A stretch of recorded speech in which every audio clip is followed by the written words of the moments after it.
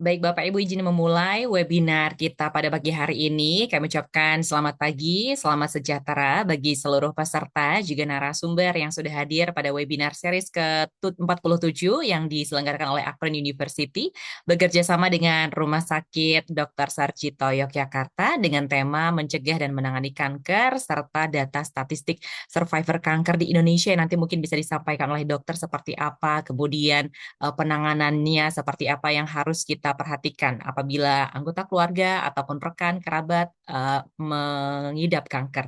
Dan Bapak Ibu, kami sungguh berbahagia bisa menyambut Bapak Ibu pada webinar kali ini dan puji syukur kita panjatkan kepada Tuhan Yang Maha Esa karena berkatnya kita bisa berkumpul secara virtual hari ini dalam webinar yang sangat penting ini. Dan perlu kita ketahui bersama Bapak Ibu bahwa kanker sebagai salah satu penyakit yang mematikan di dunia telah menjadi perhatian serius termasuk di Indonesia. Menurut data dari Kementerian Kesehatan dan berbagai lembaga penelitian, jumlah kasus kanker terus meningkat. Namun, Bapak Ibu, kita hari ini akan menyaksikan, akan menyimak informasi-informasi penting dari dokter, dari ahlinya, begitu, dan kita akan mendapatkan bagaimana sih informasi, bagaimana sih cara untuk mencegah kanker melalui pola hidup sehat, kemudian juga deteksi dini dan edukasi yang berkelanjutan, serta strategi penanganan kanker baik dari segi medis maupun dukungan psikologis. Dan pada pagi hari ini, Bapak Ibu, kami telah menghadirkan narasumber yang luar biasa untuk berbagi ilmu, wawasan, dan juga pengalaman beliau. Beliau adalah Dr. Susana Hilda Hutajulu, PhD, SPPD, KH Ong M, atau Konsultan Hematologi dan Onkologi Medik. Betul, dokter ya? Selamat pagi, dokter. Selamat pagi, Bu Cecilia. Luar biasa. Apa kabar, dokter, hari ini? Baik sekali, terima kasih. Luar biasa. Terima kasih dokter sudah meluangkan waktunya, energinya, juga semangatnya untuk kita pada pagi hari ini berbagi ilmu dokter mengenai salah satu penyakit yang memang serius yang menjadi perhatian kita bersama karena hingga saat ini pun tidak hanya usia lanjut dokter ya yang mengidap penyakit tersebut, namun juga dari usia paling muda pun juga sudah mengidap kanker. Apa saja yang perlu kita perhatikan hari ini dokter terkait pencegahan dan juga penanganan kanker sangat-sangat kita butuhkan dokter. Namun sebelumnya, izinkan saya untuk membacakan CV Dr. Susana Hilda selaku narasumber kita pada pagi hari ini. Dr. Susana Hilda Hutajulu adalah seorang profesional di bidang kesehatan khususnya untuk onkologi atau kanker yang saat ini berprofesi sebagai Educational and Clinic Staff di Division of Hematology and Medical Oncology, Department of Internal Medicine, FMPHN UGM Dr. Sarjito Hospital Yogyakarta, dan juga seorang editor-in-chief Journal of Acta Interna, The Journal of Internal Medicine, Department of Internal Medicine, FMPHN UGM, The Indonesian Society for International Medicine Yogyakarta Branch, dan juga saat ini di Dr. Sarjito Hospital Base Cancer Registry and Yogyakarta Population Based Cancer Registry sebagai seorang Chair of Executive Committee. Luar biasa sekali dokter. Saya juga membaca history untuk research fundingnya untuk the last 10 years banyak sekali. Nanti mungkin kita perlu adakan webinar selanjutnya dokter ya untuk mengupas tuntas studi tentang kanker. Dan dokter hari ini kenapa sih peserta harus menyimak webinar dari awal hingga akhir? Boleh mungkin disampaikan dokter? Ya, terima kasih Bu Cecilia. Terima kasih untuk Akpren University yang sudah mengundang saya.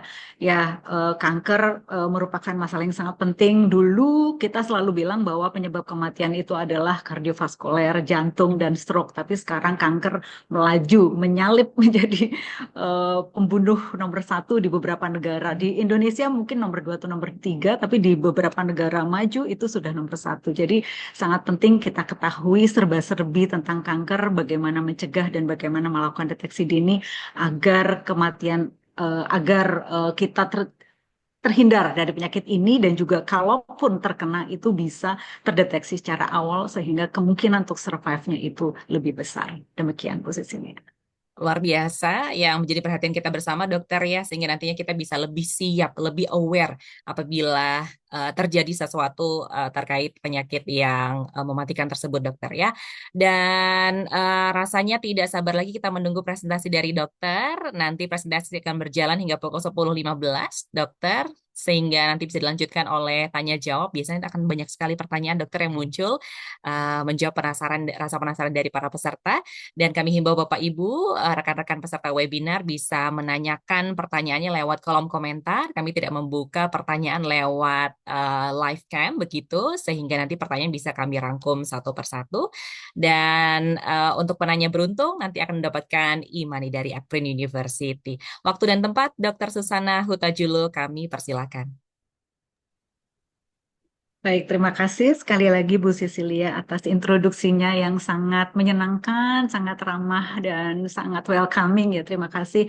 Saya sekali lagi juga mengucapkan terima kasih atas undangan dari Apren University untuk share apa yang bisa saya berikan kepada kebetulan ini bukan masyarakat kesehatan ya, ini masyarakat yang teknologi ya. Ya, Mungkin bidangnya agak sedikit lebih jauh, tapi saya kira ini karena ini hal yang sangat penting. Baik Bapak Ibu sekalian, Assalamualaikum warahmatullahi wabarakatuh. Salam sejahtera dan salam sehat bagi kita semua. Mohon izin Bu Sisilia, saya boleh share screen, G? silahkan dokter.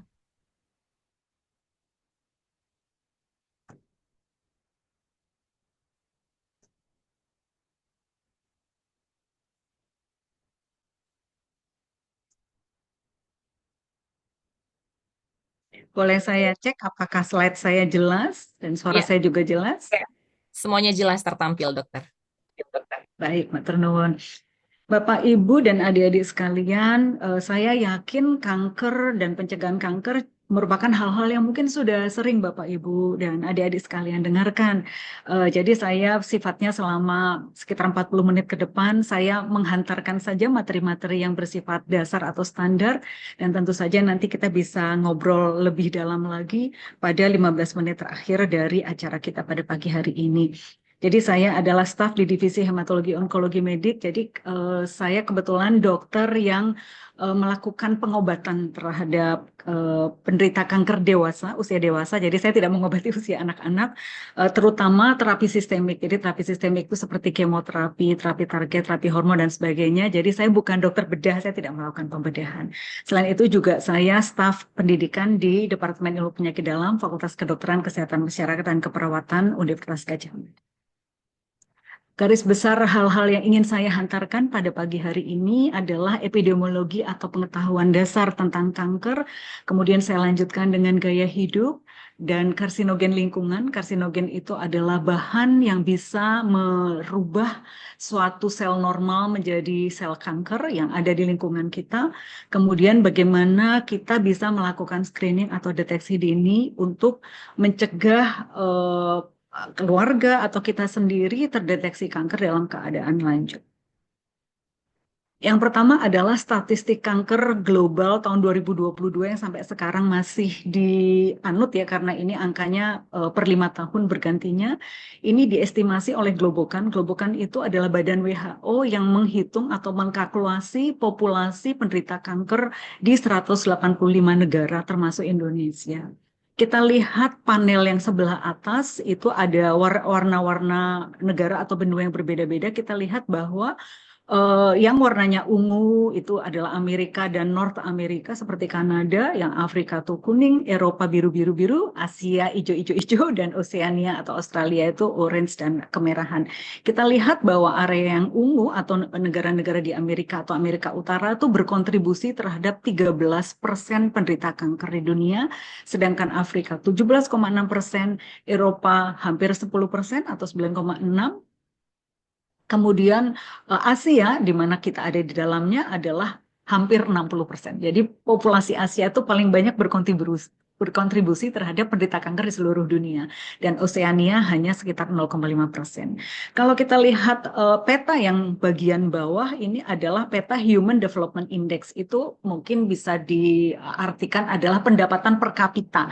Kenapa pendapatan per kapita penting? Karena pendapatan per kapita dianggap sebagai salah satu proksi di mana kanker itu muncul begitu. Jadi adanya urbanisasi, perubahan apa gaya hidup dan sebagainya itu merupakan proksi angka dari kanker. Nah, kita lihat bahwa populasi yang Human Development Index atau pendapatan per kapitanya itu tinggi, ternyata berkontribusi terhadap jumlah kanker yang lebih sedikit daripada negara-negara yang HDI-nya itu rendah.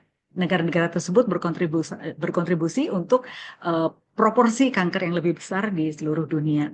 Mungkin ini lebih jelas lagi kita lihat bahwa yang untuk insidensi yang sebelah kiri dan mortalitas atau kematian untuk sebelah kanan, kita lihat bahwa peta yang warnanya hijau negara-negara yang sudah maju dan yang hijau itu adalah negara-negara yang masih berkembang, di antaranya juga Indonesia, itu ada perbedaan. Yang less developed atau yang warnanya hijau termasuk Indonesia itu angka baik insidensi maupun mortalitasnya, kejadian kanker maupun kematian akibat kanker itu lebih tinggi daripada yang negara yang sudah berkembang atau negara maju. Ini terjadi baik pada estimasi WHO pada tahun 2012 maupun untuk tahun 2030. Slide ini menggambarkan 10 insidensi kanker tertinggi di Indonesia. Saya kira beberapa kanker sudah sangat dikenal oleh Bapak Ibu. Yang sebelah kiri adalah yang biru itu ya laki-laki, yang perempuan yang ada gambar roknya itu yang sebelah kanan. Kita lihat ini angkanya adalah per 100.000 penduduk Indonesia. Yang pertama untuk laki-laki adalah kanker paru, kemudian kolorektum atau usus, kemudian liver atau hati, lalu prostat, nasofarinks, NHL itu kanker kelenjar getah bening, singkatannya adalah non-Hodgkin lymphoma, lalu leukemia, bladder itu adalah kandung kencing, lalu lip oral cavity itu berarti area leher kepala, terutama mulut, dan juga tiroid. Kita lihat sebelah kanan yang pada wanita yang tertinggi adalah breast cancer atau kanker payudara, kemudian kanker serviks, ovarium, kolorektal atau usus, paru, tiroid, uterus rahim, leukemia, kanker kelenjar getah bening, dan liver. Dan kita lihat di sini bahwa laki-laki barnya atau garisnya itu 21,3 itu yang paling tinggi untuk kanker paru. Sedangkan yang wanita breast itu 41,8 per 100.000 penduduk. Artinya kanker pada wanita itu sangat mendominasi dibandingkan pada laki-laki. Nah, bagaimana karakteristik pasien kanker terutama di Regio Yogyakarta? Saya tidak tahu apakah ini semua pesertanya dari Jogja, mungkin ada yang dari luar Jogja juga. Ini yang saya ceritakan ada yang dari Yogyakarta.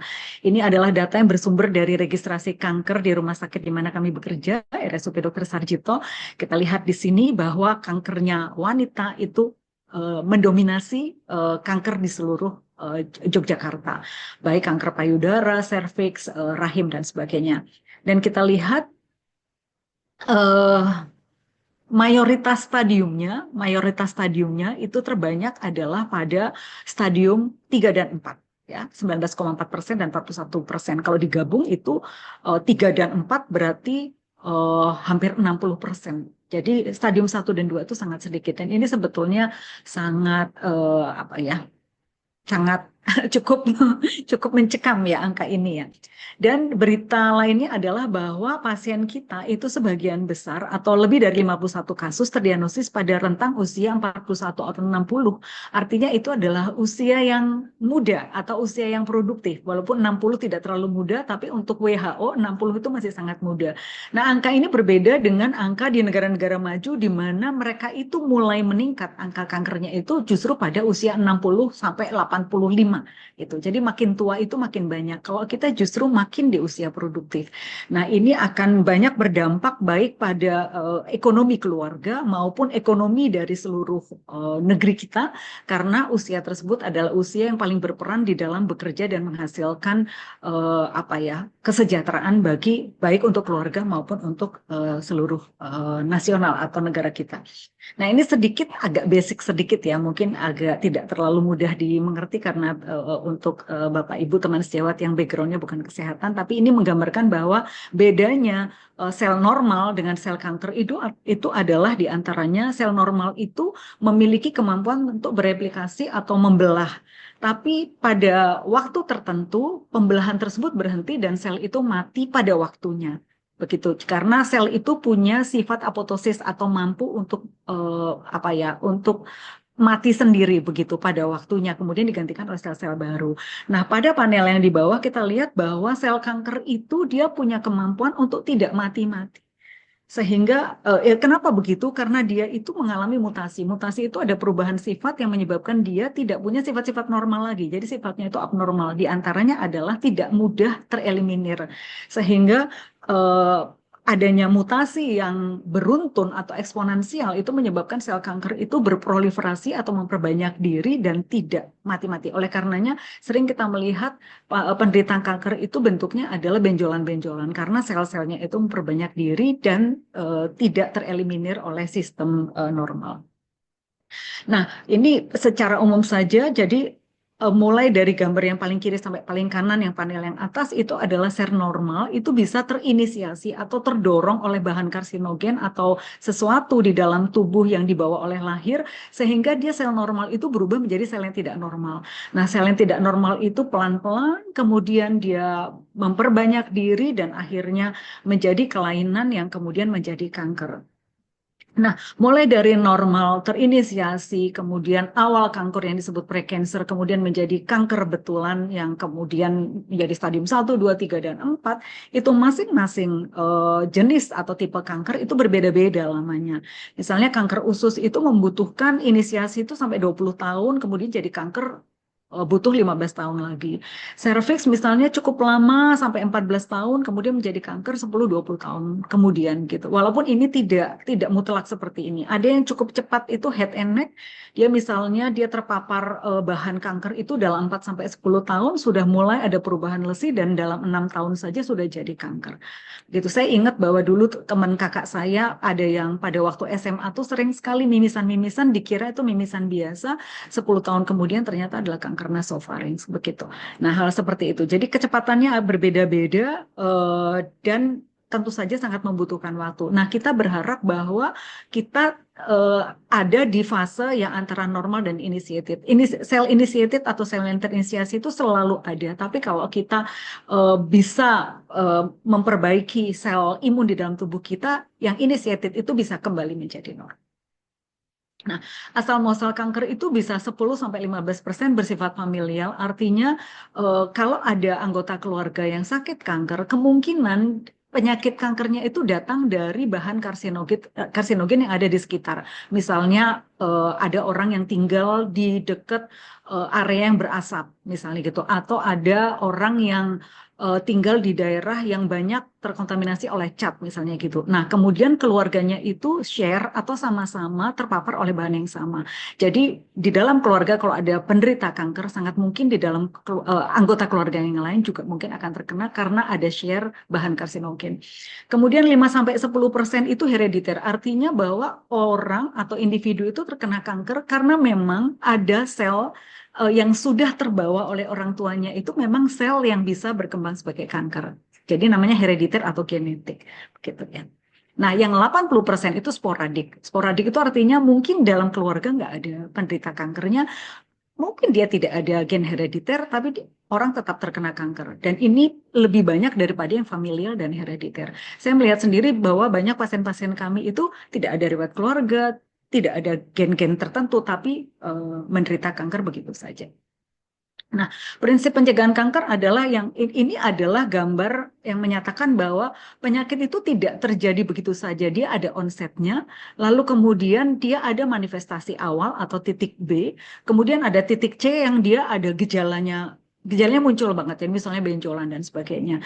Nah, kita berupaya supaya kita masih ada di titik A sehingga kita bisa mencegah paparan-paparan karsinogen yang menyebabkan kanker, yang menyebabkan onset dari kanker.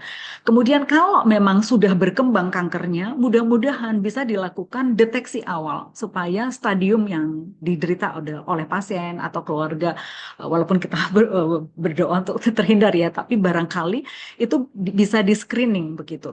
Dan kalaupun sudah terkena, itu bisa dilakukan terapi yang baik dan monitor yang baik untuk mencegah kematian. Nah, kita lebih banyak bicara pada area yang sebelah kiri atau pencegahan. Nah, untuk mencegah kita tahu dulu faktor risiko kanker. Yang pertama adalah usia. Semakin tua usia, semakin banyak paparan yang terkena dalam seumur hidupnya. Jadi dia lebih rentan terhadap kanker. Lalu kerentanan dalam keluarga, lalu sinar matahari, lalu radiasi ion dan bahan kimia tertentu, virus dan bakteri tertentu, tembakau, alkohol, obesitas atau kurangnya aktivitas fisik, dan pola makan yang tidak sehat. Nah, prinsipnya adalah Kalau kita punya riwayat keluarga, terus terang saya sendiri punya riwayat keluarga. Pak D saya, tante saya itu penderita kanker dan mereka juga meninggalnya akibat beberapa di antaranya akibat kanker, beberapa tidak, beberapa karena usia. Nah, usia dan faktor genetik keturunan itu tidak bisa kita ubah. Itu kita pasti akan bertambah umur dan faktor genetik itu tidak bisa kita saring keluar tuh nggak bisa. Tapi banyak sekali faktor yang bisa kita hindari atau kita modifikasi, seperti konsumsi alkohol, rokok, obesitas, tidak olahraga, diet yang tidak sehat, itu bisa kita perbaiki. Pertama, karsinogen di lingkungan, misalnya tadi sudah saya sampaikan, asbes misalnya pada pekerja-pekerja, bensin, lalu kulit misalnya kulit-kulit pengerja kulit, lalu bahan-bahan lain, asap-asap, debu-debu dan sebagainya. Tapi juga beberapa virus, misalnya Epstein-Barr virus itu menyebabkan limfoma, lalu human papilloma virus atau HPV, HPV itu menyebabkan kanker serviks. Hepatitis B menyebabkan kanker hati atau liver, lalu ada leukemia atau sarkoma tertentu yang disebabkan oleh virus juga. Begitu juga sinar matahari yang bisa kita cegah dengan sunscreen atau sun protection. Nah, rokok ini secara khusus menyebabkan lebih dari 14, banyak sekali ya. Jadi lebih dari 10 tipe kanker. Di sini hanya 14, tapi sebetulnya lebih. Kita lihat yang ada gambar-gambar bulat-bulatnya ya. Misalnya ini bulat yang besar itu artinya yang paling besar dan paling merah artinya menggambarkan bukti yang kuat antara rokok dengan tipe kanker tersebut. Jadi studinya paling banyak dan paling meyakinkan. Kalau yang bulat-bulatnya kecil dan warnanya lebih pink, itu artinya kaitannya itu lebih lemah dibandingkan yang bulat besar dan merah. Jadi kita lihat di sini seperti kanker paru itu sangat berhubungan dengan rokok. Lalu kanker tenggorokan atau kerongkongan itu juga berhubungan, tapi studinya tidak sebanyak kanker paru. Kemudian juga area leher kepala mulut, kemudian pankreas itu organ di dalam perut, lalu ginjal, usus, banyak sekali hidung, leukemia, organ kandungan itu banyak sekali yang berkaitan dengan rokok. Jadi tidak hanya kanker paru saja. Kita lihat di sebelah kanan itu ada lebih dari 30 bahan yang bisa menyebabkan sel normal bermutasi menjadi sel kanker. Artinya bisa menstimulir perkembangan dari kanker. Oleh karena itu dikampanyekan sekali oleh Kementerian Kesehatan untuk menghindari asap rokok, baik laki-laki dan perempuan. Dan jangan lupa bahwa bukan hanya perokok saja yang kena kanker, tapi juga orang yang menghisap asap rokok sebagai second hand smoker itu juga bisa mengembangkan di dalam dirinya suatu kejadian kanker. Alkohol secara umum terkait dengan kanker mulut, kanker nasofarinks ya. Nasofarinks itu berarti area tenggorokan dan nasal itu hidung, kemudian esofagus itu kerongkongan, kemudian larynx itu tenggorokan, payudara, liver, jadi banyak juga yang berkaitan dengan alkohol. Dan kita lihat di sebelah kanan bahwa alkohol itu ada similarity atau kesamaannya dengan sigaret juga. Jadi 1 botol wine per minggu itu sama dengan 5 sigaret per minggu untuk laki-laki dan 10 sigaret atau 10 batang rokok untuk wanita di dalam menyebabkan atau menstimulir perkembangan kanker. Obesitas atau kegemukan, ya, sepertinya di Indonesia belum terlalu bermasalah tingkat obesitas 21,8 sampai 30%, tapi ini angkanya meningkat terus. Sedangkan di Amerika kalau kita lihat di film-film itu ya banyak sekali film-film Hollywood itu menunjukkan individu atau masyarakat di Amerika itu obesitasnya tinggi sekali sampai 65%. Ternyata obesitas dengan berbagai pathway atau kejadian-kejadian mutasi itu menyebabkan banyak tipe kanker. Esofagus, pankreas, usus, payudara, endometrium itu uterus atau rahim, ginjal, tiroid, dan empedu. Dan saya yakin juga sekarang akan ditemukan lebih banyak lagi jenis-jenis tipe kanker yang berkaitan dengan obesitas. Sehingga kita sangat perlu untuk menghindari obesitas atau memperbaiki obesitas. Bagaimana caranya atau bagaimana rekomendasi untuk menjaga berat badan ideal? Kita mengenal suatu parameter yang disebut sebagai indeks massa tubuh atau IMT. Nanti Bapak Ibu atau adik-adik bisa membuka di website kalkulator IMT atau indeks massa tubuh atau body mass index ya BMI, kemudian dihitung berdasarkan berat badan dan tinggi badan, nanti akan keluar angka-angka. Nah, IMT kurang dari 18,5 itu terlalu kurus. Nah, IMT ideal itu adalah 18,5 sampai 24,9 normal. Ya, saya bersyukur saya sekitar 24 walaupun saya sudah mengalami penambahan berat badan 10 kilo dibandingkan pada waktu saya remaja dulu, tapi saya masih dalam normal. Ya, saya upayakan dengan berolahraga. Nah, IMT 25 sampai hampir 30 itu kegemukan dan lebih dari 30 atas itu adalah obesitas. Di panel sebelah kanan kita lihat bahwa semakin gemuk itu risiko kanker itu akan semakin meningkat. Nah, sebelah kiri ini adalah pola makan yang baik. Jadi pola makan ini adalah piring sehat. Jadi kalau bisa dibagi 4, 25% dari satu piring kita itu terdiri dari buah, kemudian 25% lainnya adalah sayur, kemudian 25% lainnya adalah gandum dan biji-bijian, dan 25% lainnya adalah protein yang bisa kita dapat baik hewani maupun nabati, serta susu. Dan juga berolahraga juga sangat penting di dalam menjaga berat badan ideal, terutama olahraga minimal 150 menit per minggu. Jadi misalnya kalau 3 kali berarti 3 kali seminggu 50 menitan atau 5 kali 30 menitan. Untuk jadwal saya yang lumayan fully occupied, saya memilih yang 5 kali 30 menit. Nah, kita bicara untuk aspek berikutnya yaitu screening kanker. Screening kanker adalah upaya untuk mendeteksi suatu penyakit pada tahap di mana penyembuhan atau pengendalian atau manajemen kanker itu masih dapat dilakukan. Kita sebut preklinis atau klinis pada stadium awal.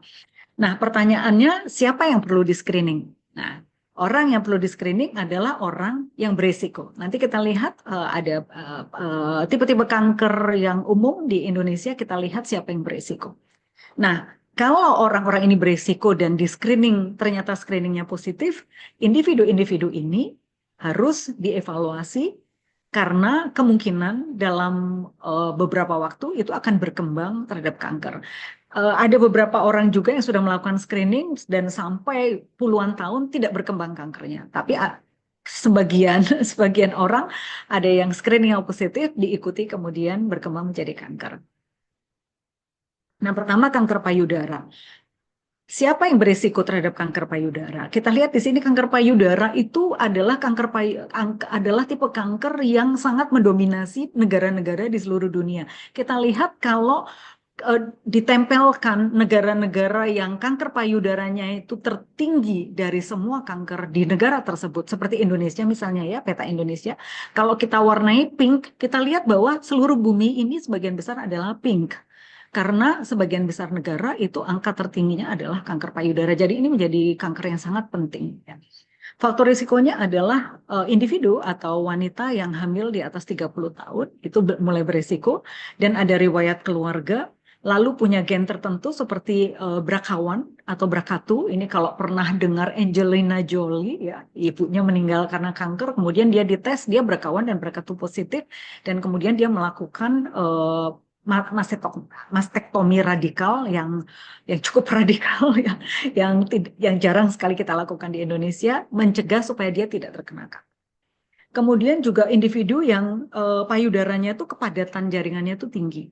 Kemudian juga individu yang menggunakan metode-metode kontrasepsi dan yang menstruasinya itu awal atau menopausanya itu lambat.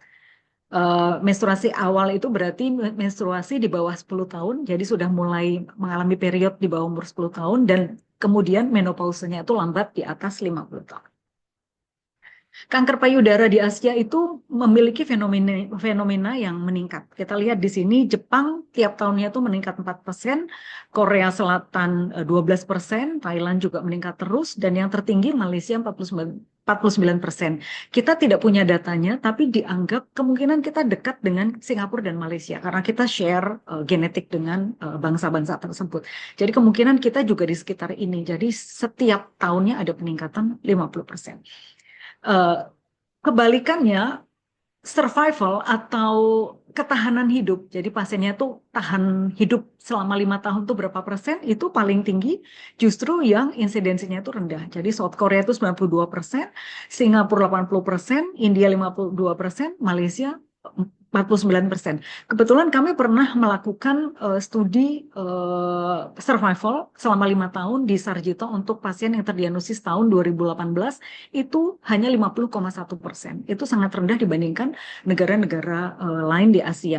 Jadi artinya begini, dalam 5 tahun pasien kami yang terdiagnosis tahun 2018 itu yang masih hidup itu hanya separuhnya. Selebihnya sudah meninggal.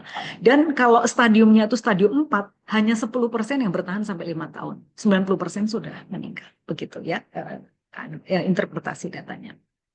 Nah, secara spesifik di Yogyakarta kita lihat panel di sebelah kiri, kami pernah melakukan studi untuk memetakan pasien-pasien kami itu terbanyak itu di mana gitu di Jogja. Ternyata kita lihat adalah Kota Madia Yogyakarta. Dibandingkan Bantul dan dibandingkan Sleman itu dia lebih padat. Selain itu juga ada klaster. Jadi yang Kota Madia dengan sekitarnya itu sama-sama padat angka kankernya. Kita belum tahu, belum pernah betul-betul melakukan studi spesifik tentang kenapa seperti itu. Tapi ada studi-studi lain yang kemudian kami jadikan referensi menunjukkan bahwa kemungkinan dipengaruhi oleh status ekonomi, edukasi, polusi udara, urbanisasi. Tadi kita di slide awal bicara tentang per kapita. Ini juga urbanisasi, orang pindah ke kota, berubah pola hidupnya, berubah cara makan, itu juga menyebabkan atau mengindikasikan sebagai salah satu yang menyebabkan kenapa di Yogyakarta, di Kota Madia Yogyakarta itu tinggi dibandingkan kabupaten lain. Begitu juga pemakaian hormonal kontrasepsi, banyaknya wanita lebih banyak hamil dan melahirkan, itu juga risikonya meningkat, dan juga smoking baik aktif maupun pasif smoker. Nah, tanda dan gejala mungkin secara umum sudah diketahui adanya benjolan, lalu atau mohon maaf ini kesehatan ya, payudaranya glesep istilahnya, kemudian ada perubahan tekstur kulit, ada nyeri, kemudian mohon maaf bagian paling depan paling ujung itu ada darahnya dan juga pembengkakan sebagian atau seluruh dari payudara itu merupakan tanda dan gejala yang harus diawasi. Nah, bagaimana cara deteksi dininya? Yang pertama paling gampang itu sadari atau pemeriksaan payudara sendiri. Kemudian kalau sudah tercurigai, sebaiknya juga melakukan sadanis atau pemeriksaan payudara klinis dilakukan oleh dokter. Dan pada umur tertentu itu dilakukan mamografi. Nah, kapan dilakukannya? Usia optimal memulai pemeriksaan payudara sendiri itu adalah 20 tahun. Jadi adik-adik saya kira sekarang sudah bisa memulai yang putri-putri. Kemudian untuk orang yang berisiko tinggi, sadari tidak cukup. Pada umur 30 tahun harus ditambah dengan pemeriksaan mamografi tahunan dan periksa ke dokter. Pada umur 40 tahun itu mamografi tahunan. Saya masuk ke kanker serviks karena ini juga kanker nomor 2 tertinggi wanita di Yogyakarta dan di Indonesia. Tanda dan gejalanya nanti saya jelaskan di belakang. Jadi resikonya adalah berganti-ganti pasangan, kemudian rokok, kemudian oral kontrasepsi, dan ada riwayat penyakit kelamin yang ditularkan karena hubungan seksual yang berulang. Nah, ini adalah cervix itu leher rahim ya, ini adalah rahim, ini adalah lehernya, jadi cervical cancer ini adalah di sini. Penyebabnya mungkin Bapak, Ibu, dan adik-adik sudah mengetahui yaitu human papilloma virus atau HPV ya. Nah, ini faktor resikonya. Yang pertama adalah human papilloma virus, lalu sistem imun yang sering sekali turun, sering sakit-sakitan, kemudian rokok, kemudian pemakaian alat kontrasepsi jangka panjang, kemudian riwayat pregnancy atau kehamilan berulang yang multiparitas ya, banyak kehamilan yang banyak, kemudian ada faktor genetik dan juga sosioekonomik status yang rendah, ini biasanya dikaitkan dengan kebersihan atau higiene. Nah, sebagian besar kasus itu terdeteksi pada usia yang cukup muda, yaitu 35 sampai 44 tahun. Cukup muda, yaitu usia-usia yang sangat-sangat produktif. Nah, tandanya adalah nyeri panggul, kemudian ada perdarahan dari vagina, ada discharge atau lendir-lendir, terutama yang baunya tidak enak dari vagina. Kemudian itu adalah gejala-gejala yang cukup umum. Kalau gejala-gejala yang tidak terlalu sering, tapi perlu dicurigai kalau ada nyeri, di area bawah, perut bagian bawah, atau nyeri di belakang, ya, nyeri area punggung, atau kaki salah satu atau dua-duanya itu bengkak. Walaupun ini mungkin juga diakibatkan penyakit lain, tapi ini adalah gejala-gejala yang perlu diseksamai. Nah, cara untuk mendeteksinya ini diantaranya adalah menggunakan pap smear, tapi ini tidak saya anjurkan untuk mohon maaf yang belum berkeluarga atau masih perawan karena ini harus mengintervensi mulai dari alat kelamin dari luar ya. Ini tidak boleh dilakukan untuk yang belum menikah atau masih virgin. Pap smear ini adalah dilakukan dengan mengambil sel-sel dari leher rahim, kemudian dilihat di bawah mikroskop, apakah ada sel-sel kanker tersebut. Nah, kalau misalnya orangnya baik-baik saja, tapi kok selnya positif, bisa dilakukan intervensi-intervensi untuk mencegah perkembangan dari kanker serviks. Nah, perkembangan kanker serviks juga bisa dicegah dengan vaksin HPV. Ini sekarang sudah didengung-dengungkan oleh Kementerian Kesehatan. Jadi dilakukan vaksin terutama pada anak-anak SD sebelum mereka melakukan aktivitas seksual. Jadi bisa SD, SMP, atau SMA karena mungkin nanti persiapan untuk pernikahan, walaupun banyak juga kita harapkan banyak wanita yang menikah itu di atas 24 tahun itu sangat sehat menikahnya pada umur tersebut. Jadi vaksin ini bisa diberikan untuk mereka. Jadi yang belum pernah aktivitas seksual, tapi secara umum itu dilakukan pada anak SD karena gampang pemberiannya. Dan biasanya diberikan 2 shot atau 3 shot atau 2 atau 3 suntikan dengan jarak 6 bulan.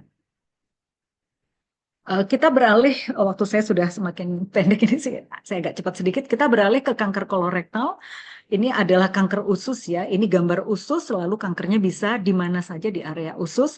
Faktor resikonya adalah diet yang rendah serat. Jadi kalau kurang sayur, kurang buah, terus high fat, jadi tinggi kolesterol, lalu alkohol, smoking, dan obesitas itu sangat berperan di dalam perkembangan kanker kolorektal atau kanker usus, di mana 10%-nya adalah genetik. Nah, di Jogja sendiri kanker kolorektal mirip dengan kanker payudara itu kejadiannya itu banyak sekali di area Kotamadya Yogyakarta dibandingkan area Bantul atau Sleman. Kemungkinan karena gaya hidup, tidak banyak gerak, obesitas, urbanisasi, pola makan tidak sehat, polusi udara dan air. Ini ada satu studi teman saya yang melihat kadar nitrit di airnya di Kotamadya itu ternyata banyak terkontaminasinya itu tinggi untuk nitrit dan nitratnya. Kemudian juga merokok dan asap rokok. Nah, tanda dan gejalanya diantaranya adalah kalau buang air besar itu ada darahnya. Lalu buang air besar itu, mohon maaf ada yang bocor. Kemudian ada perubahan dari bentuk buang air besar.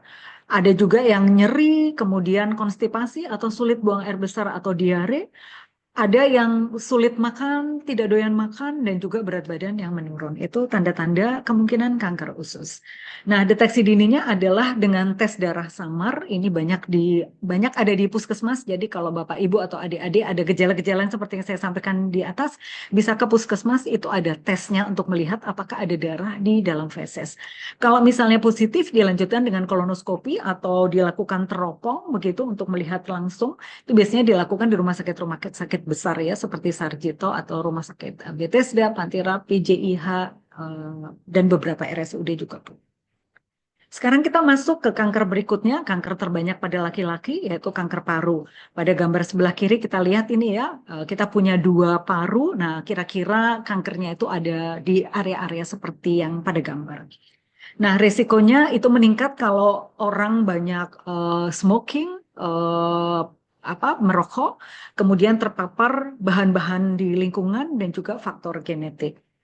Selain rokok, pekerjaan individu tertentu itu juga sangat rentan terhadap berkembangnya kanker paru. Misalnya orang yang sering mengecat itu juga berisiko.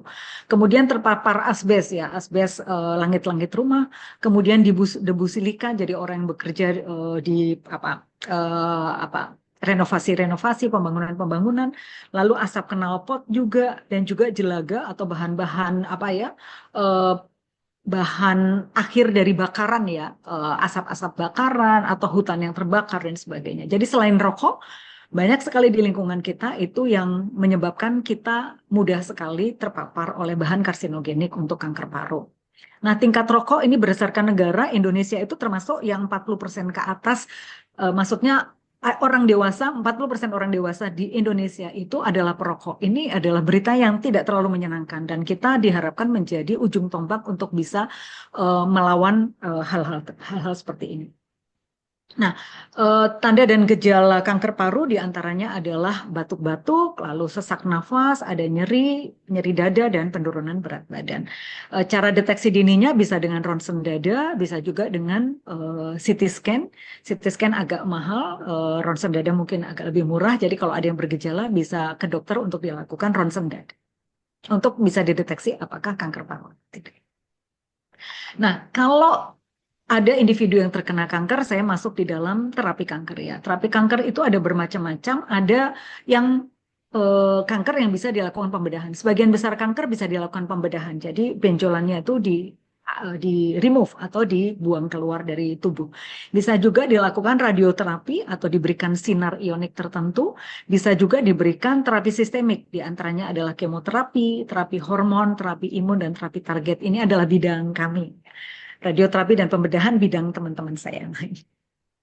Penentuan terapi kanker ini didasarkan pada penyebarannya, jadi stadiumnya ada stadium 1, 2, 3, dan 4. 4 itu biasanya paling berat, dan apakah bisa dibedah atau tidak. Biasanya yang bisa dibedah itu stadium 1, 2, dan 3. Kalau stadium 4 tidak banyak yang bisa dibedah.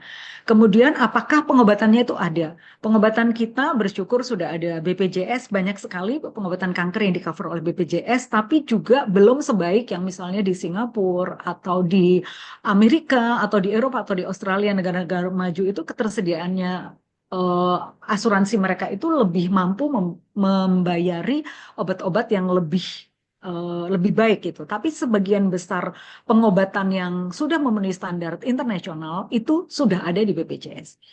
Nah, pengobatan kanker juga tergantung pasien. Kondisinya bagaimana? Mampu atau tidak di kemoterapi misalnya? Bugar atau tidak untuk di kemoterapi? Bisa apa tidak di bedah misalnya. Kalau misalnya dia punya sakit jantung yang berat, mungkin pembedahan tidak bisa diberikan. Dan juga pengobatan itu tergantung harapan dan keinginan pasien dan keinginan keluarga. Kadang-kadang ada pasien yang masih stadium 2, 3, tapi takut banget dioperasi. Udah diajarin banget tapi takut banget dioperasi. Kadang-kadang kami sebagai dokter tidak bisa memaksa begitu. Walaupun kita tahu apa yang paling baik, kadang-kadang kita tidak bisa memaksa. Jadi juga tergantung harapan dan keinginan pasien. Nah, penentuan terapi kanker yang terbaik itu dilakukan oleh tim multidisiplin karena kanker itu adalah penyakit yang sangat berat, itu tidak bisa ditangani oleh satu jenis dokter saja. Biasanya dokter bedah melakukan pembedahan, lalu kemoterapinya dilakukan oleh onkologi medik seperti kami, lalu kalau perlu sinar itu dilakukan oleh ahli radioterapi onkologi, ahli sinar khusus untuk onkologi, kemudian penentuan tipe sel kankernya dilakukan oleh dokter patologi, lalu pembacaan ronsen, CT scan, MRI dan sebagainya dibaca oleh dokter radiologi. Lalu pemberian kemoterapi misalnya itu yang menyuntikkan langsung ke pasien itu adalah perawat onkologi. Lalu pasien kanker itu juga butuh nutrisi yang baik, itu dilakukan konsultasinya oleh ahli nutrisi. Jadi penderita kanker itu tidak pernah diterapi oleh satu macam dokter. Jadi harus dokter dari multidisiplin atau tim. Nah, biasanya dokter rapat dulu untuk menentukan apakah pasien ini bisa disembuhkan, jadi kita terapinya bersifat kuratif, atau paliasi saja kita tidak mentarget sembuh, hanya untuk mengobatinya itu hanya untuk supaya kualitas hidupnya cukup baik, mengurangi nyeri, dan pasien lumayan bisa bertahan mungkin 1 atau 2 tahun. Dan biasanya ini untuk pasien yang stadium 4 atau stadium akhir. Untuk yang target sembuh stadium 1, 2, atau 3, itu biasanya kita tetapkan apakah di kemo dulu atau di radiasi dulu baru dioperasi, atau operasi dulu baru di kemo atau di radiasi. Atau hanya kemo saja karena jenis kankernya itu tidak bisa dibedah, atau dibedah saja kalau jenis kankernya itu tidak sensitif terhadap kemo dan sinar. Jadi itu ditentukan oleh tim.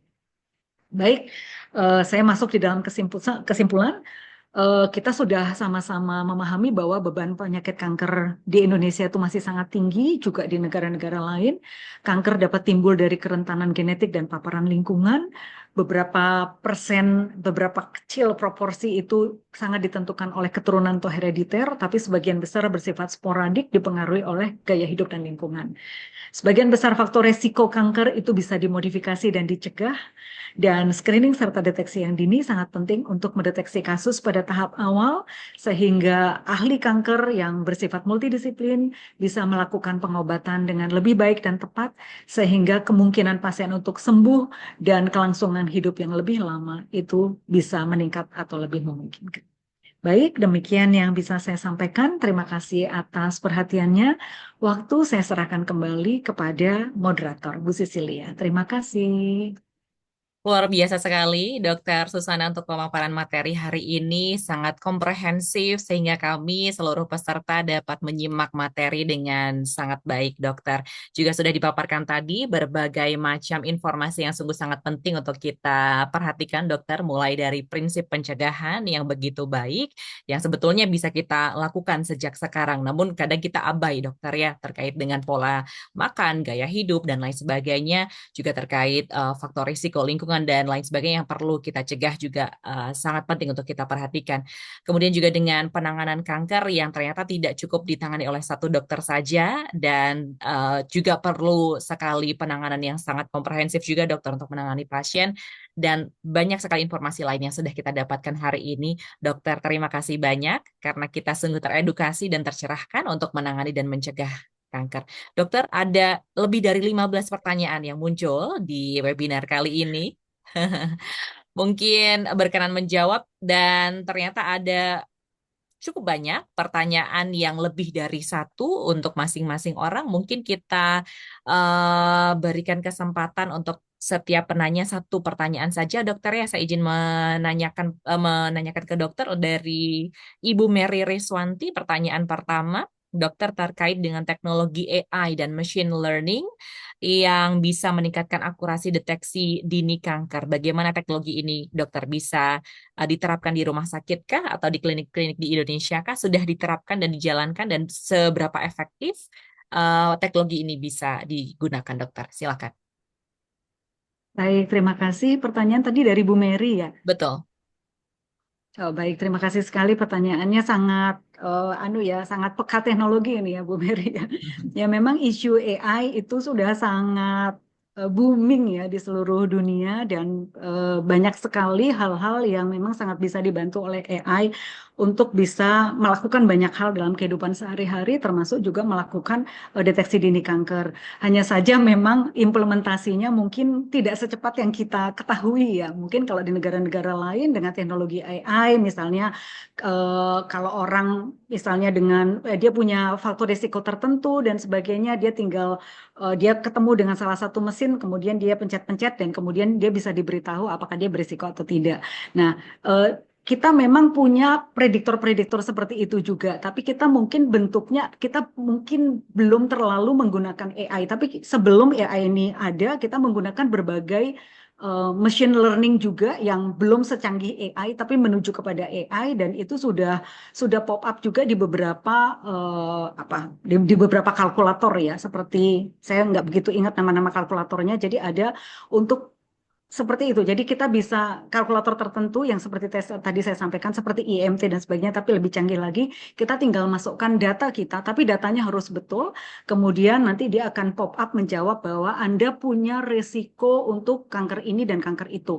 Nah, dengan AI risiko itu dikalkulasi dengan lebih baik. Misalnya kalau metode yang sebelumnya pernah kami kembangkan juga dengan beberapa ahli-ahli machine learning itu dia bisa mengkalkulasi resikonya itu lebih prediktif. Jadi kalau dulu kami mungkin persentasenya itu 40 sama 60, dia bisa membreakdown lagi menjadi yang di antara 40% ini mungkin 10% benar-benar ke kanker tipe A, yang 10%-nya lagi ke kanker tipe B, 10%-nya ke kanker tipe C dan sebagainya. Tapi sebetulnya yang paling penting untuk saya ya, yang paling penting untuk saya bukan sekedar mengetahui oh, saya itu beresiko atau tidak. Karena saya sangat-sangat yakin, Bu Cecilia, Bu Mary, dan juga Bapak, Ibu, dan adik-adik sekalian, semua kita itu punya risiko. Baik yang genetik, baik yang familial, maupun yang lingkungan. Jadi, siapa yang tidak pernah terpapar asap rokok? Walaupun intensitasnya berbeda-beda. Mungkin yang perokok banyak banget ya, intensitasnya tinggi. Saya tidak saya berusaha tidak mendekati. Tapi kalau saya masuk ruangan tertentu di stasiun atau di mana, pasti sebelum masuk itu mesti ada bau rokok. Jadi kita semua itu pasti terpapar bahan karsinogen yang memungkinkan kita terkena kanker. Dan yang paling penting untuk saya adalah melakukan deteksi dini. Itu yang paling penting. Jadi AI sangat membantu, tapi what is next? Jadi so what gitu. Jadi langkah selanjutnya adalah melakukan deteksi dini apakah kita betul-betul berisiko untuk kanker tertentu.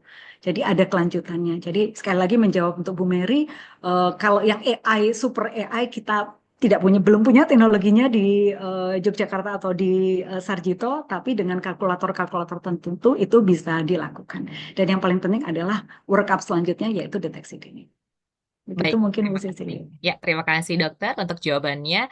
Memang sudah ada penggunaan AI tertentu, namun juga action selanjutnya yang perlu kita lakukan dokter ya, deteksi dini dan lain sebagainya. Pertanyaan berikutnya dokter dari Bapak Agus Masyuri, pertanyaan pertama, yang tadi mungkin sudah sempat disinggung juga, mengapa wilayah dengan status sosial ekonomi rendah memiliki angka kematian akibat kanker yang lebih tinggi dokter? Dan bagaimana tingkat deteksi dini kanker ini mempengaruhi angka kasus di negara maju dibandingkan negara berkembang? Mungkin dua pertanyaan itu dokter. Ya, baik. Yang pertama tadi negara-negara yang HDI-nya itu rendah berkaitan dengan sosioekonomi yang rendah dan biasanya negara tersebut juga kemampuan atau kapabilitasnya di dalam mencegah kanker, kemudian kalau ada pasien kankernya dalam mengendalikan pengobatan dan juga upaya screening dan deteksi dininya itu juga lebih rendah daripada negara yang lebih sosioekonominya lebih baik, kemudian kemampuan dari pemerintahnya good governance-nya juga lebih baik, korupsinya juga lebih rendah, dan sebagainya itu juga berpengaruh di dalam mulai dari early intervention atau prevention, kemudian early detection atau screening, kemudian juga manajemen. Jadi terapi-terapinya itu juga lebih high teknologi. Jadi ya itu sangat sangat sangat berpengaruh. Kemudian ya, negara-negara seperti di Amerika, di Eropa, atau negara-negara maju itu mereka untuk screening dan deteksi dini itu bahkan beberapa negara itu sudah merupakan hukum. Saya ingat waktu saya dulu di Belanda, di mudah-mudahan sekarang juga masih berlaku, pada angka umur tertentu, saya lupa 40 atau 50 tahun, kan di sana juga kanker payudaranya paling tinggi. Kalau mereka tidak melakukan mamografi, kalau mereka kena kanker payudara, asuransinya tidak bisa keluar. Begitu. Terus kalau orang punya asuransi, tapi dia perokok berat, dia kena kanker paru, asuransinya dilimitasi atau direstriksi. Jadi screening early detection itu merupakan bukan hanya tanggung jawab asuransi atau negara, tapi juga tanggung jawab masyarakat. Jadi kalau mereka tidak menjaga dan tidak mencegah dan tidak melakukan deteksi dini, kalau mereka sakit, jadi dianggap silahkan ditanggung sendiri, istilahnya gitu kasarnya ya. Tapi itu juga menurut saya baik ya, karena tanggung jawab. Karena pasien-pasien kita di Indonesia itu banyak sekali yang stadium 4. Stadium 4 itu obatnya sangat mahal, obat kankernya sangat mahal, tapi tidak ketahanan hidupnya rendah. Jadi uang asuransi itu banyak sekali terbuang, tapi pasiennya nggak selamat gitu. Jadi artinya kalau stadium 1, 2, dan 3, sekalipun obat-obatnya mahal, tapi pasiennya masih bisa sembuh gitu. Jadi masih bisa bekerja kembali sehingga negara itu masih mendapatkan kontribusi dari orang tersebut. Jadi di negara-negara maju itu udah jadi hukum begitu. Orang seperti gigi aja ya, kalau Anda tidak 6 bulan sekali melakukan pemeriksaan gigi, kalau nanti dalam setahun atau 2 tahun gigi Anda berlubang, asuransinya nggak bisa keluar. Anda bayar sendiri, begitu. Jadi di negara maju, di mana kesadaran untuk melawan kanker itu tinggi sekali, melakukan perlawanan kanker itu dilakukan oleh semua pihak, bukan hanya oleh negara, tapi bahkan masyarakat dan semua sistem atau institusi. Nah, akibatnya screening pun juga berjalan sangat baik. Sekarang bisa dibilang stadium 4 kanker usus di Amerika itu cuma 5%. Kita masih 40%. Iya, ya seperti itu. Jadi ya kita berharap kita menuju ke sana ya Bu Sicilia, Bapak Ibu ya. Ya begitu, bedanya seperti itu. Baik, Amin, amin dokter. Sangat baik mudah-mudahan sekali cukup jika jelas kebijakan ya. tersebut diterapkan di Indonesia dokter ya, sehingga masyarakat lebih aware untuk deteksi dini. Iya. Sehingga yang ditanyakan oleh Pak Agus tidak terjadi dokter ya, terkait faktor sosial ekonomi yang memiliki angka kematian kanker yang lebih tinggi. Kemudian tingkat deteksi dini kanker mempengaruhi angka kasus di negara maju tadi sudah dijelaskan juga dokter ya, ternyata memang sangat mempengaruhi sekali. Dan pertanyaan berikutnya dokter dari Bapak Iswan Ari. Jika berdasarkan data yang dipaparkan, kanker pada negara berkembang justru meningkat pada gen muda, dokter. Sedangkan negara maju meningkat pada gen tuanya. Sekiranya apa yang menyebabkan faktor tersebut, dokter? Baik, terima kasih sekali atas pertanyaannya, sangat baik. Jadi tadi pertama sekali faktor risiko kanker itu adalah usia yang saya jelaskan tadi. Jadi artinya kenapa usia? Karena semakin lama kita hidup, kita terpapar oleh paparan lingkungan yang kemungkinan bersifat karsinogen itu akan semakin banyak. Jadi semakin lama paparan itu semakin banyak. Nah, di negara berkembang itu karena mereka bersih, early screeningnya baik, kemudian kehidupannya juga lebih baik, lebih nyaman, lebih bersih lah begitu ya, paparan karsinogeniknya lebih kecil. Jadi eh, hanya jadi usia yang menjadi proksi terhadap kejadian kanker. Jadi mereka umumnya itu di atas 60, bahkan 85, 80-an. Jadi usia harapan hidup mereka juga panjang, semakin panjang kemungkinan kanker semakin tinggi. Begitu. Jadi itu sesuatu yang lebih natural. Nah, di tempat kita atau negara-negara yang masih berkembang memang usia yang lebih muda. Sempat diduga bahwa genetik yang kemungkinan bermasalah, tapi ada studi kami yang kemudian mengembangkan early detection untuk usia mudanya kanker kolorektal kemarin di launch oleh Pak Menteri Kesehatan pada tahun 2022. Itu studi kami menunjukkan ternyata enggak mesti genetik loh, anu kita, pasien-pasien kita, walaupun yang umur 40 tahun ke bawah, 50 tahun ke bawah lah ya, 40 tahun ke bawah kita juga cukup tinggi ya, untuk kanker kolorektal itu hampir 12%. Di negara maju itu nggak pernah lebih dari 5% atau 8%. Nah itu ternyata tidak semuanya genetik. Jadi ada yang sporadik pada usia mudanya. Jadi pertanyaannya mungkin, asumsinya mungkin paparan karsinogen itu terjadinya lebih awal.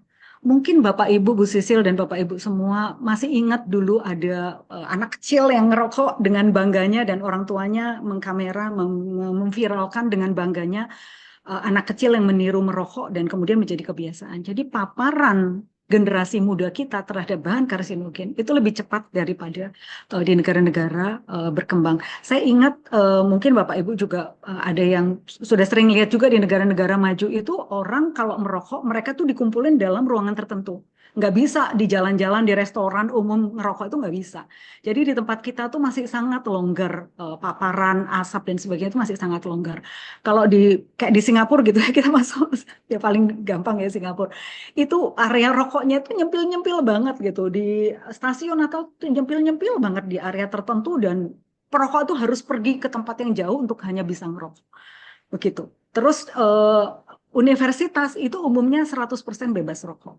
Nah, apakah kita sudah bisa seperti itu? Begitu. Nah, kalau universitas kita atau rumah sakit kita belum 100% bebas rokok, artinya murid-murid kita yang ada di universitas dan rumah sakit kita kan terpapar karsinogen pada usia yang lebih muda.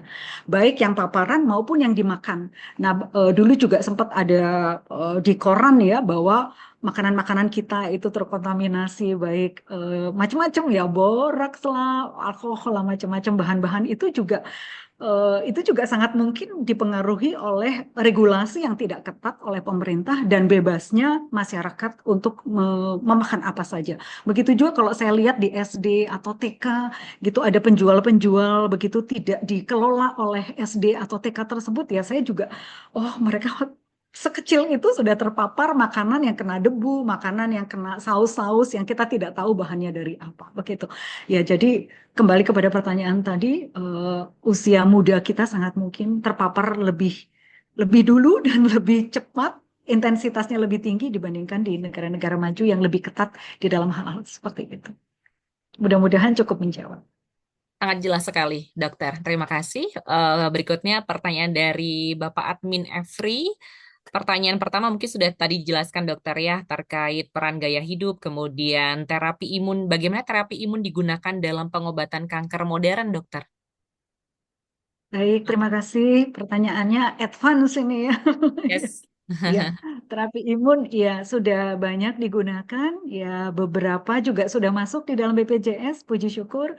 Walaupun belum semua ya, belum semua. Terapi imun itu termasuk terapi yang kita masukkan di dalam terapi target.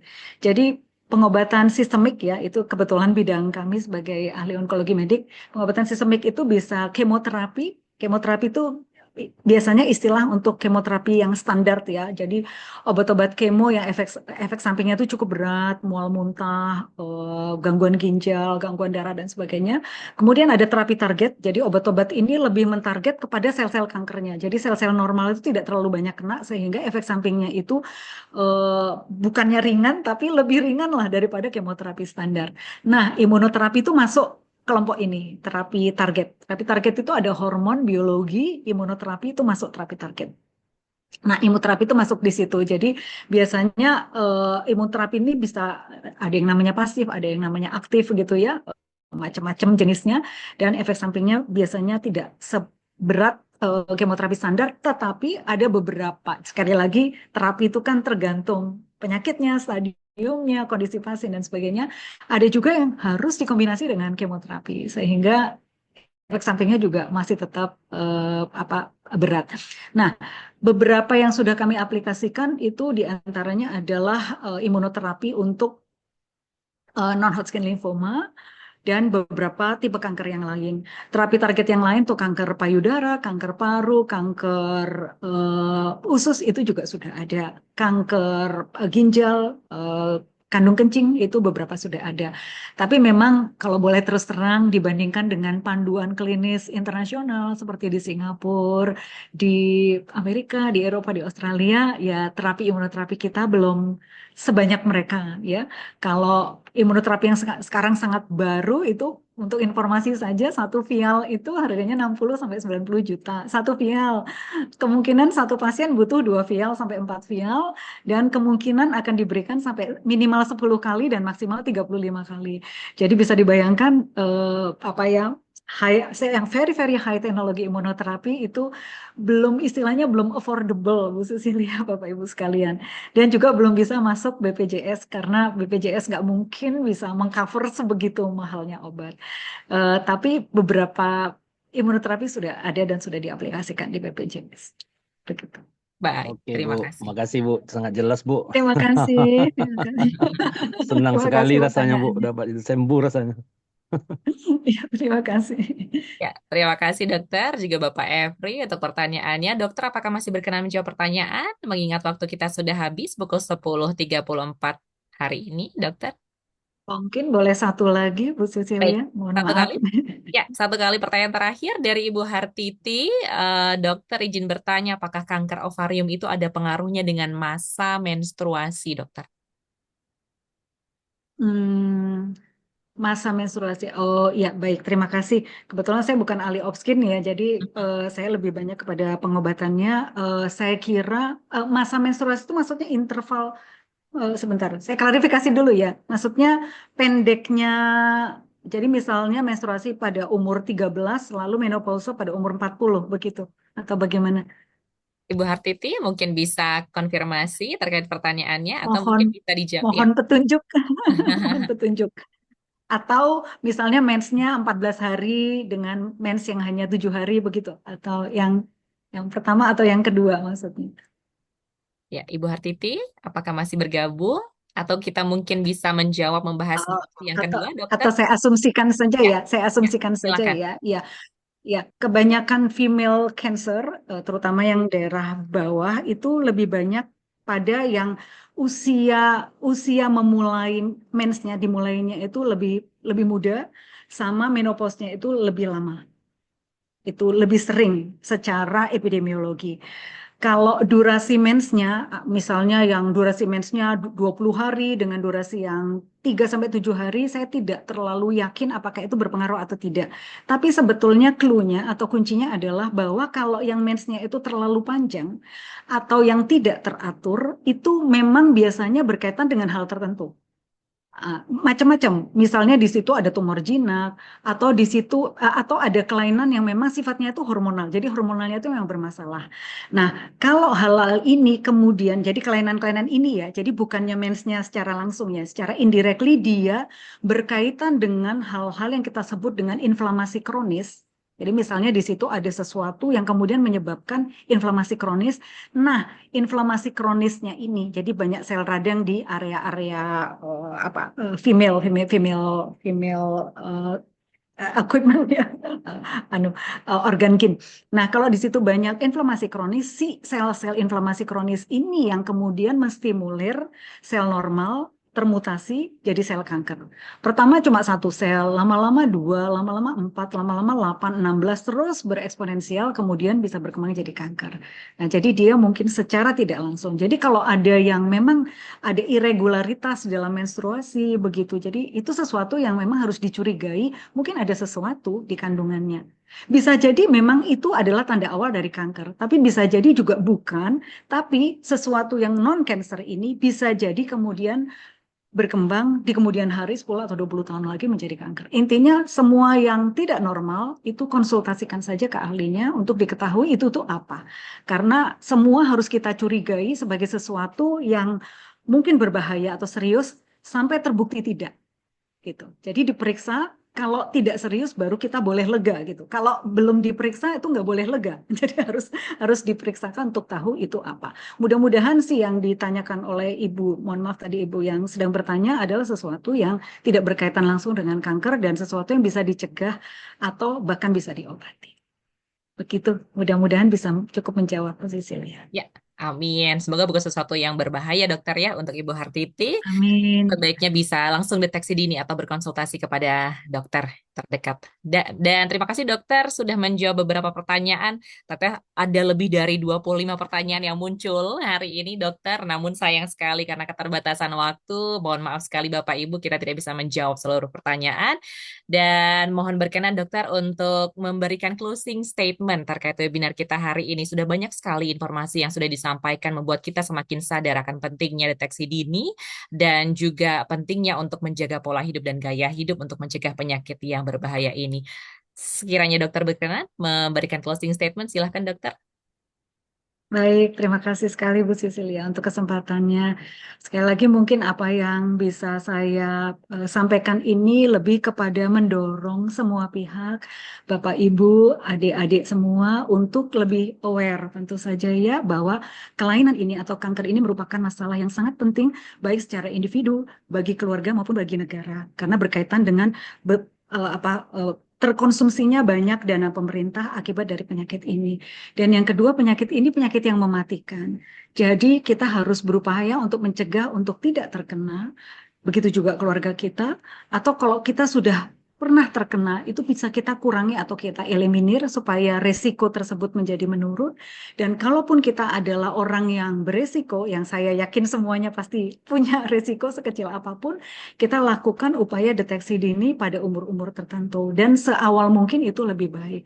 Dan kalaupun ada di antara kita atau di antara keluarga kita yang sudah terkena atau sudah ada simptomnya, upayakan deteksi dini. Kalaupun terdiagnosis dan sudah stadium 2, 3, atau 4, jangan berlama-lama di dalam pengobatan, karena masih ada upaya pencegahan berikutnya. Pencegahan untuk tidak bertambah berat dan pencegahan untuk kematian. Jadi jangan meninggal cepat begitu. Jadi banyak sekali hal yang bisa kita lakukan. Jadi saya mendorong untuk kita memperhatikan baik diri kita, keluarga dan lingkungan kita supaya kita secara kolektif dan bersama-sama bisa melakukan baik pencegahan, deteksi dini dan juga manajemen kanker seawal dan seproper mungkin. Dan saya berdoa supaya semuanya sehat-sehat, tidak terkena penyakit ini, kalaupun ada yang terkena bisa sembuh. Demikian Bu Cecilia, terima kasih. Amin. Terima kasih sekali dokter untuk harapannya, untuk doanya untuk kita semua sehingga kita semakin yakin untuk bisa melangkah ke titik tertentu dokter ya ketika kita mungkin sudah merasakan seperti yang dokter sampaikan tadi bahwa kita semua memiliki faktor risiko sehingga kita harus segera melakukan tindakan yang terbaik untuk mencegah dan juga menangani penyakit ini. Dokter berkenan untuk memilih dua penanya beruntung. Silahkan dokter bisa pilih randomly saja dari seluruh list Oh, pertanyaan begitu. yang muncul di kolom komentar. Tidak harus yang sudah ditanyakan tadi Ya, ya. tidak harus yang sudah ditanyakan. Mungkin boleh satu yang sudah ditanyakan, kemudian satu yang belum dibahas. Silahkan dokter bisa meninjau di kolom Mungkin. komentar. Ada banyak sekali pertanyaan. Oh iya, mungkin random saja ya. Saya kira Yes, tidak ada pertanyaan yang tidak baik, semuanya sangat betul. berharga. Jadi mungkin saya akan memilih tadi Bapak Efri, Baik. dan kemudian yang pertama tadi ada muncul di ini saya Ibu Mary. Ibu Mary, pertanyaan pertama, dan juga Bapak Efri, terima Bapak kasih Efri. banyak sudah Makasih, memberikan Bu. pertanyaannya. Dan mohon untuk bisa mengisi presensi Bapak Efri dan juga Ibu Mary, sehingga nanti kami dapat hubungi untuk mendapatkan imaninya. Dokter, sekali lagi terima kasih banyak untuk waktu, ilmu, dan juga motivasinya untuk kami hari ini, sehingga kami untuk bisa selalu sadar untuk selalu hidup lebih sehat dan memiliki harapan yang lebih tinggi untuk lebih produktif dan hidup lebih lama, dokter. Semoga dokter selalu sehat, senantiasa juga diberkati dengan berbagai macam kebaikan di tahun yang baru ini, dokter. Dan mohon berkenan juga, dokter bersama peserta narasumber hari ini untuk bisa berfoto bersama untuk mengabadikan momen hari ini. Kita ambil foto di slide pertama terlebih dahulu. Bapak Ibu, silahkan bisa menyalakan kameranya. Ya, terima kasih banyak. Saya melihat wajah-wajah peserta aktif webinar ini, dokter yang selalu bergabung di webinar Asik. Green University. Kita berfoto di slide pertama 3, 2, 1. Ya, di slide berikutnya ada 2 slide. Ada 3 slide. Kita ambil slide kedua 3, 2, 1. Dan slide terakhir 3, 2, 1. Terima kasih banyak sekali lagi dokter dan seluruh peserta webinar ke-47 Uprin University. Terima kasih untuk waktunya sekali lagi dokter. Semoga lain waktu kita bisa bertemu kembali di topik-topik yang lainnya dokter. Salam sehat selalu dokter, salam sukses selalu. Dan demikian Bapak Ibu dokter untuk webinar kali ini. Sekali lagi kami ucapkan terima kasih banyak. Kita akan berjumpa di webinar selanjutnya, webinar ke-48. Salam sehat selalu untuk Bapak Ibu semuanya. Semoga Bapak Ibu tetap optimis untuk bisa hidup lebih sehat. Saya Cecilia Enda pamit undur diri. Selamat siang dan sampai jumpa. Terima kasih, dokter. Terima kasih. Terima kasih Bu Cecilia, terima kasih Bapak Ibu. Terima kasih, Terima kasih, dokter. Ya, salam sehat dokter. selalu. Izin live nggih, Amin. matur Ya, nuwun. matur nuwun, dokter. Sami-sami. Sugeng. Terima kasih. Sami-sami. Ya, Bapak Ibu, terima kasih banyak sekali lagi sudah bergabung di webinar kali ini. Link presensi sudah kami kirimkan melalui kolom komentar. Dan saya kirimkan sekali lagi, Bapak Ibu, link presensinya untuk bisa diisi. Dan pastikan Bapak Ibu bisa mengisi link presensi hingga submitted, hingga terkirim. Sehingga Bapak Ibu bisa mendapatkan sertifikat secara otomatis melalui email masing-masing. Dan untuk Ibu Mary, dan juga Bapak Efri mungkin berkenan nanti bisa langsung mengisi begitu link presensi dan Izin, Mbak. mohon nanti menggunakan nama asli Bapak Efri dan Ibu Mary karena terkadang ada nama peserta webinar yang mendapatkan door prize yang tidak sesuai dengan emailnya. Nanti kami hubungi untuk konfirmasi selanjutnya. Terima kasih banyak Oh, sekali gitu. lagi Baik, Mbak. Bapak Baik, Ibu. Mbak. Jadi Ya, di telepon nanti ya, dihubungi nanti ya. ya nanti kami hubungi Bapak Efri. Kebetulan saya dari ini, Mbak, dari Rio. Wow, terima kasih banyak Bapak Efri. Bapak mungkin bisa direct message ke saya. Mungkin saya chat Ya, ya, bisa mengirim boleh, nomornya. boleh. Nomor rekening, nomor saya ini, nomor kontak saya ini 0823. Oh ya, 0823. Atau mungkin di chat saja Bapak supaya tidak terdengar seluruh peserta Hmm, yang lainnya. oh gitu, boleh. Eh, nomor Mbak yang mana ya? Yang di Atau kalau Bapak sudah bergabung di grup webinar, nanti berkenan menghubungi saya. Nomor saya tertera di CP di description grup webinar Bapak. dari awal udah ikut terus nih. Oke, atau Bapak hanya mengirimkan nomor saja di link presensi Bapak, nanti kami yang hubungi. Boleh, boleh. Saya tunggu, Mbak ya. Ya, terima kasih Ya, banyak makasih Bapak. dokternya. Terima kasih Bapak Ibu semuanya. Bagaimana kesan webinar kali ini, Bapak Efri? Apakah cukup menyenangkan, cukup Nah, insightful? kalau boleh saya menyampaikan, ya alhamdulillah penjelasannya untuk penyelenggaraan untuk kesehatan itu paling mantap ya, dari sebelum-sebelumnya lebih ini pula lengkap gitu. Yang mana untuk penjelasannya yang tentang penyakit kanker ini selama ini saya belum tahu Mhm, yang mana penyakit kanker itu penyebabnya apa dan bagaimana pola hidup sehatnya. Ternyata apa yang disampaikan di hati itu memang alhamdulillah terjawab semua gitu. mhm, Luar mhm. biasa lah. Jadi sangat terima kasih sama Bu Dokternya udah menjelaskan gitu. Ya, Dan terima kasih. saya tetap di webinar tetap update dan tetap hadir. Siap. Terima kasih banyak selalu aktif rutin hadir di webinar kami, Pak Efri. Nanti Ya, kita siap. berjumpa lagi di webinar selanjutnya minggu depan, Bapak. Baik. Baik, saya tunggu Baik. kabar Terima kasih baiknya. banyak Bapak Ibu sekali lagi. Izin untuk live di Ya, Zoom kali ini. Kita berjumpa Assalamualaikum. lagi minggu depan. Terima kasih banyak. Selamat siang, Bapak Ibu. Sampai jumpa. Ya.